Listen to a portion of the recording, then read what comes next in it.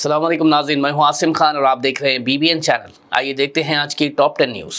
अमेरिकी एम्बेसी ने भारतीय मुसाफिरों को एक सख्त तंबी जारी करते हुए कहा कि अगर किसी एप्लीकेंट का मकसद अमेरिका जाकर बच्चा पैदा करवाना हो ताकि उसे US सिटीजनशिप मिल जाए तो उनकी B1 B2 tourist visa application सीधी रिजेक्ट हो जाएगी। एम्बेसी ने इंटरव्यू चेकिंग और डॉक्यूमेंट स्क्रूटनी को भी सख्त कर दिया है, जहां प्रेगनेंसी से मुतालिक सवालात, ट्रैवल प्लान्स और स्टे ड्यूरेशन को भी गौर से देखा जा रहा है। ऑफिशियल्स का कहना है कि बर्थ टूरिज्म अमेरिकी वीज़ा कवानीन के मुताबिक बिल्कुल मना है।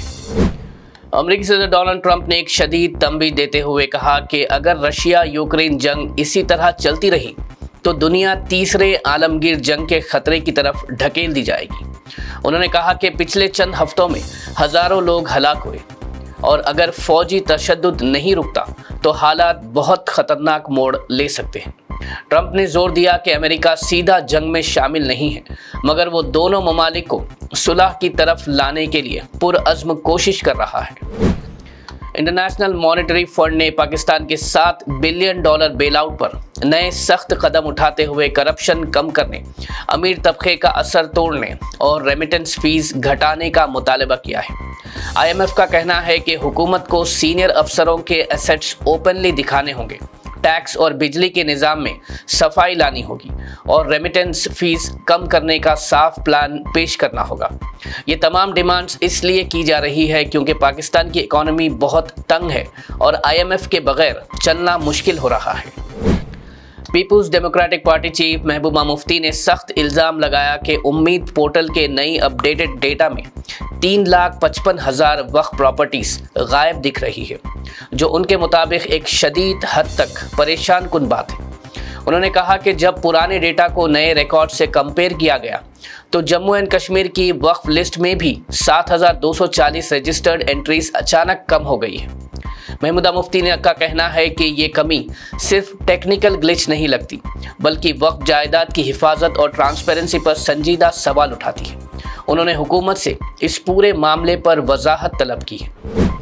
लोकसभा की कार्रवाई के दौरान AIMIM चीफ असदुद्दीन अवैसी ने हुकूमत से दरख्वास्त की कि मुख्तलिफ रियासतों में अरबिक और उर्दू की अलग यूनिवर्सिटीज़ कायम की जाए, क्योंकि ये दोनों ज़बानें हमारी तहजीबी विरासत का अहम हिस्सा है। उन्होंने बताया कि अरबिक UN की ऑफिशियल लैंग्वेजेस में शामिल है, जो अरब दुनिया के साथ हमारी कल्चरल डिप्लोमेसी को मजबूत बनाती है, जबकि उर्दू भारत की 22वीं ज़बानों में दर्ज है। फुटबॉल सुपरस्टार लियोनेल मेसी अपने गोट टूर के हिस्से के तौर पर हैदराबाद पहुंचने वाले हैं, जहां उप्पल स्टेडियम में एक खास फुटबॉल इवेंट रखा गया है। रिपोर्ट के मुताबिक टिकट्स सिर्फ डिस्ट्रिक्ट ऐप पर ही दस्तयाब हैं और आम सीट्स की कीमत करीब 1,300 से 1,500 से शुरू होती है, जबकि बेहतर स्टैंड्स और क्लोज व्यू कैटेगरीज 2,000 से 9,000 तक जाती हैं। इस इवेंट के प्रीमियम जोन्स और VIP पासेस की कीमतें और भी ज़्यादा रखी गई हैं। इसके अलावा तेलंगाना DGP B शिवधर रेड्डी ने स्टेडियम का दौरा करते हुए तमाम सिक्योरिटी इंतजामात का जायज़ा लिया, जहां उन्होंने पुलिस, GHMC, इलेक्ट्रिसिटी, वाटर और स्पोर्ट्स ऑफिशियल्स को मिलकर एक मुकम्मल सिक्योरिटी प्लान पर अमल करने की हिदायत दी। कांग्रेस हुकूमत ने तेलंगाना के पहले फेज के ग्राम पंचायत इंतखाबात में जोरदार कामयाबी हासिल करते हुए 4,236 सरपंच पोस्ट का आधा से ज़्यादा हिस्सा अपने नाम कर लिया। कांग्रेस की हिमायत से खड़े उठने वाले अफराद ने कुल 2,319 सरपंच सीट्स जीती, जिनमें वो सीट्स भी शामिल है जहां मुखालिफ उम्मीदवार ना होने की वजह से उनको बगैर मुकाबले की कामयाबी मिली। ये नतीजे देहात इलाकों में कांग्रेस के बढ़ते हुए असर को मजबूत तौर पर जाहिर करते हैं, जबकि BRS और BJP को इस दफ़ा पीछे रहना पड़ा।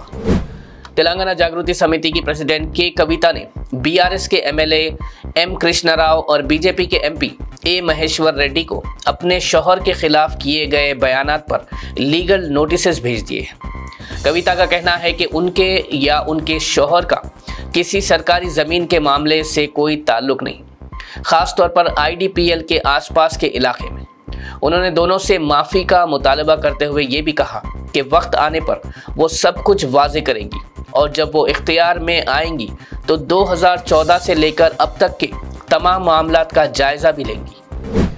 फोन टैपिंग केस में तेलंगाना के साबिक SIB chief T Prabhakar Rao ने सुप्रीम कोर्ट के हुक्म के बाद हैदराबाद के जुबली हिल्स पुलिस स्टेशन पर सरेंडर कर दिया। वो एसआईटी की कस्टोडियन पूछगछ के लिए हाजिर हुए, जहां उनसे पिछली बीआरएस हुकूमत के दौरान की गई गैर कानूनी फोन टैपिंग के इल्जामात पर तफासुल से सवाल जवाब किया जा रहा है। हैदराबाद में शदीद सर्दी की लहर ने आज सुबह पूरे शहर को अपनी लपेट में लिया, जहां यूनिवर्सिटी ऑफ हैदराबाद के करीब दर्जा हरारत 6.3 डिग्री सेल्सियस तक गिर गया, जो गुज़िश्ता 7 सालों का सबसे कम टेम्परेचर है। मेट्रोलॉजी डिपार्टमेंट के मुताबिक मौला अली, राजेंद्र नगर, शिवरामपल्ली, अलवाल और गच्चीबौली जैसे इलाकों में भी सिंगल डिजिट सर्दी रिकॉर्ड हुई।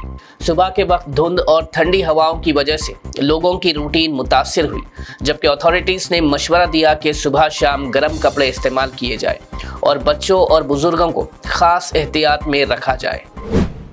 नाज़रीन, ये थी आज की टॉप 10 न्यूज़। देखते रहिए BBN चैनल। मुझे दीजिए इजाज़त।